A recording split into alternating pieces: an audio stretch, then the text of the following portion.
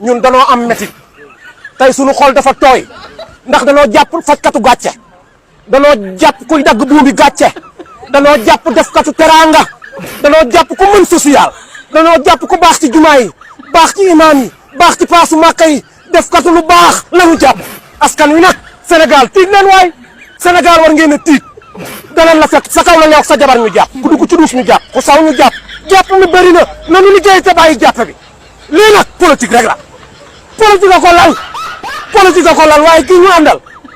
lu mu leen jaral ñun jaral nañu ko ñu nga ànd ak moom jusqu'au bout du sàcc du fen du taskatu yaakaar jàmbaar dëkk la ñu jàpp noot nañ Sénégal waaye nag tàkkaloo yi jeex na fi nag waaye nag ñu ngi sant yàlla ndax ñu daan jàpp seen maam di ko jaay ñooy jàppe kon nag réew mi am na lu ko rax suñu xol dafa tàng. salaamaaleykum patriotes yi nuyu naa tout le monde jox leen seen wàccuwaay di nuyu Sénégalais yi ak diaspora bi xam nga liggéey dafa baax lii lépp xam nga lu ko waral la jël sa lépp wekk ko ci nit avant tout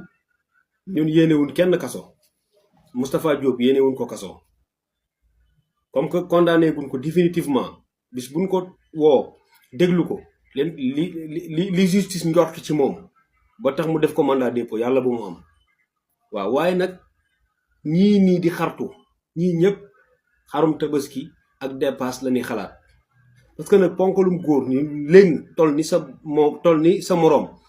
yow ki ngay sibooru di ko maxar yàpp doo ko wax dëgg toll nga ni moom soo ko mëgul la soo ko ëppul doole ëpp la doole nga bàyyi sa lépp ginnaaw yàlla nga wékk ko sa lépp wékk ko sa dépasse wékk ko say besoins soxla ak sa besoins kër gi yëpp mais buñ ko jàppee nii rek ngay mën a def gis nga façon nit yi ñaari ku dugg ci problème ñoo la ci dugal parce que dañ lay jay duñ la wax dëgg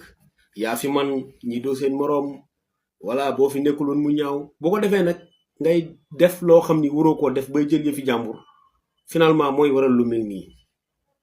waaw nit ñi su ngeen nekkee ci yenn poste yi da ngeen di xàmmee ñu leen di jay ak ñu leen di wax dëgg mag ñi dañ doon wax ni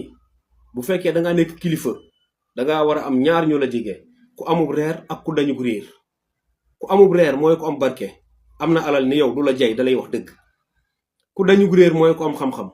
boo naree dugg ci lu dul yoon mun la déet bul dugg ci lii mais loolu léegi moo manqué ci jamono jii parce que ñii toog fii di jooy tey mel ni Moustapha Diop maa day taal dafa dee jàpp Moustapha Diop gi moom kenn dootu ko fàtte ponkali ma gi jëm toog fii di jooy kon ñii daaw na wax Moustapha Diop dëgg kii nag wax na lu ko neex nee na Moustapha Diop du sàcc waa d'accord bu dul sàcc liñ ko leeral liñ ko jiiñ na ko leeral rek bu ko justifié ba mu leer nañ mu dem ñibbi et puis li ci gën a garaaw dem na ba ni ñun daan jàpp seen maam jaam tey ñoo fi nekk di jàppaate kon ça veut dire que moom jàpp na ni ñii fi nekk maam seeni maam ay jaam lañ woon quoi loolu la wax ci biir wax ji loolu nag justice a ngi lay dégg quoi loolu justice mi ngi lay dégg waaye góor day liggéey bu la yàlla bindee nga mat sëkk da ngay dem nga liggéey bañ a jël sa mbir yëpp wékk ko ci sa moroomu doomu aadama parce que sa mbir yëpp boo ko wékkee ci sa moroomu doomu aadama mooy waral lu mel nii ñu jàpp nit ngay xaru di jooy di saalit di wax lu ne ndax jàpp moo la daan jox dépasse daan la jox looy di yóbbu sa kër heure buñ ko jàppee nga am problème nit day gëm yàlla liggéey ab jeune day liggéey ndaw da ngay liggéey waaw waaye lii ngeen di def nii tëj Moustapha Diop métti wu leen de xam nga lu leen métti lam leen daan jox te mënatu leen koo am te xam ngeen ni loolu dootu leen ko am loolu moo leen métti te lu bari lu mu dugg lu mel nii moo ko ci dugal parce que daaw leen ko wax dëgg di ko seetaan ba mu dugg ci lu mel nii daaw leen ko wax dëgg.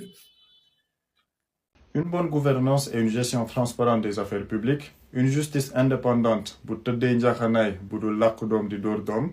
ay njiit yu jub di wax ak dëgg askan wi, la réappropriation de nos ressources naturelles, yii nii yépp la Sénégalais yi doon xeex de 2021 à 2024 pour bëgg indi benn projet bu bees, bëgg indi une alternance en 2024. Et il est important ñu ciy def bilan d'étape pour xool ndax njiit yu bees yi ñu yore ndax ñu ngi respecté promesse yi ñu defoon ak sénégalais yi ci loolu wala respecté wuñ ko te ñun ci liñ ci jàpp analyse biñ ciy def mooy après 1 an et poussière au pouvoir les nouvelles autorités ñu ngi ci tànk yooyu pour respecter promesse yi nga xam ne defoon nañ ko peuple sénégalais bi parce que quand on parle de la souveraineté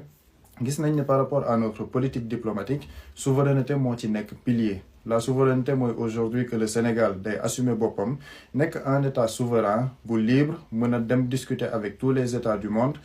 en recherche de partenariats mutuellement gagnants yoo xam ne dañuy préserver l'intérêt du peuple sénégalais. te politique diplomatique boobu ñu gën ci fësal panafricanisme muy wane ni ñun suñuy relation avec les états africains dañ koy gën a dëgëral gën ko yokk mu nekkoon loo xam ni population bi doon nañ ko xaar ñu gis ci souveraineté bi. souveraineté tamit mën nañ ci gis le retrait des troupes militaires, accord bi nga xamante ni mooy accord de pêche bi ñu renouvelé wul ak Union européenne pour gën a mën a utiliser suñuy ressources halieutiques gën a dooleel nappkat yi nga xamante ni ñu ngi nekk Sénégal. loolu yépp ay décision la yoo xam ne dinañ ci gis politique de souveraineté ñu gis ni c'est une promesse boo xam ne ñu ngi ciy teg tànk ñu ngi koy nekk di ko respecter. par rapport ak yeneen mooy suñu économie ñu bañ ko jéggaane. gis nañ ni ñoom ñu ngi nekk di indi une politique d'économie boo xamante ni c'est une économie endogène, c'est-à-dire que dañuy utiliser suñuy ressources yi ñu am ci suñu biir réew jéem ci créer une économie boo xam ni bépp sénégalais dina ci mën a gis boppam. jaarale ko fan une politique agricole boo xam ne dañuy gën a dooleel baykat yi parce que dañoo bëgg def agriculture comme rampe de lancement du développement bi ñu bëgg ci vision 2050 bi.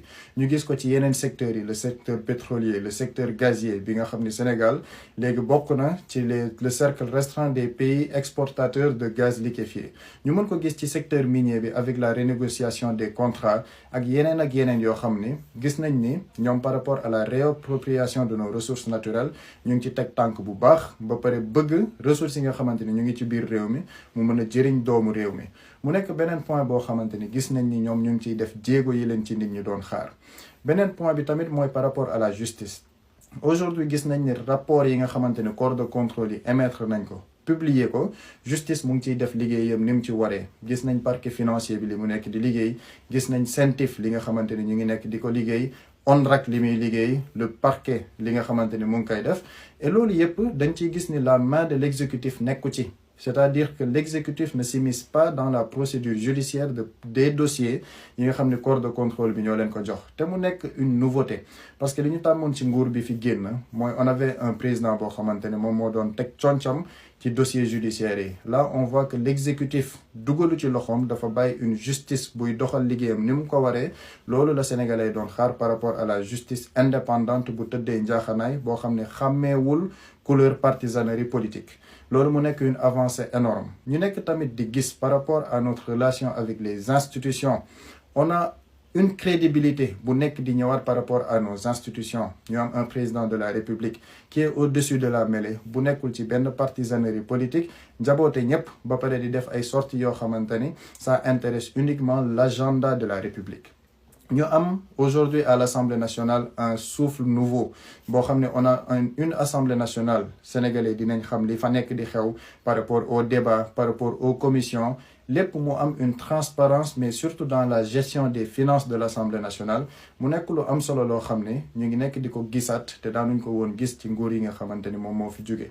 mu nekk plein de changements yuñ nekk di gis par rapport niñ ko waxee ci politique de souveraineté bi, par rapport à l'économie endogène ak institution yi niñ leen nekk di jëmmalaatee te loolu yëpp ñu mën ko retrouver ci vision 2050 bi li ñu waxoon ci axe 1 bi. li ñu bëgg par rapport à ce premier mandat mu nekk un mandat de réforme yoo xam ne dañuy defaraat dëkk bi en profondeur. ñu ngi xaar lu bëri par rapport à la réforme ci code général des impôts bi ak yeneen yu ñu war a defaraat par rapport à la constitution ak yeneen sujet. donc pour dire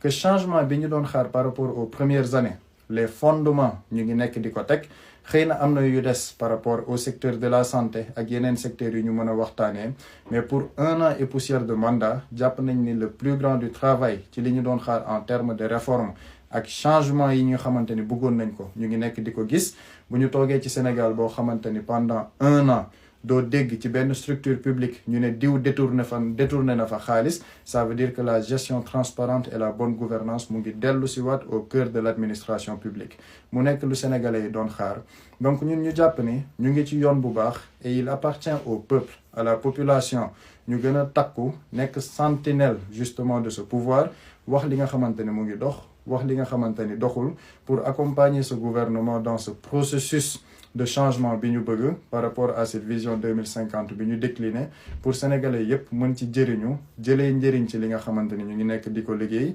ba lépp li nga xamante ni ñu ngi ko ci doon xaar en terme de changement ku ci nekk mën ci teg bëtam analyse bu ndaw boobu lañ ci doon def di leen jox dig daje ci yeneen vidéo yi ñuy def incha allah